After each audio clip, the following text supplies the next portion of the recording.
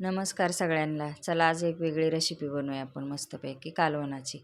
गाजरचं कालवण बनवायचं आहे. तुम्ही म्हणताल काय चाललं आहे, गाजरचा हलवा बनवतात पण कालवण पण? हो, आमच्याकडे आहे ना मस्त असं गाजरचं चिंच घालून कालवण करतात. तर पहा कशी करते तर याच्यामध्ये काय काय साहित्य घेतलेलं आहे आणि ते तुम्हाला दिसतच असेल. कारळं, धने, परत मिरची, गाजर. तुम्हाला जर डिटेल व्हिडिओ पाहायचा असेल ना ह्या रेसिपीच्या गाजराच्या कालवणाचा, तर तुम्ही मोठ्या व्हिडिओला जाऊन नक्कीच पाहू शकता. मस्त असं कालवण होतं. सुक्या भाजीची सुद्धा गरज लागत नाही.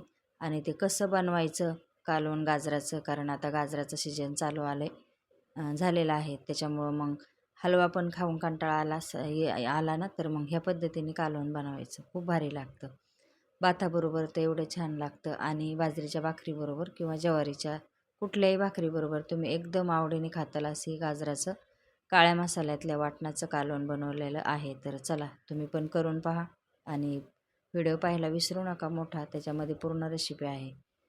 चला, आणि चॅनलला जर नसेल सबस्क्राईब केलं तर ते सुद्धा करून घ्या मस्त असं. तर इथं आता वाटण चांगलं मी परतून देते. वाटण परतल्याच्या नंतर आता याच्यामध्ये गरम पाणी टाका किंवा गार टाका.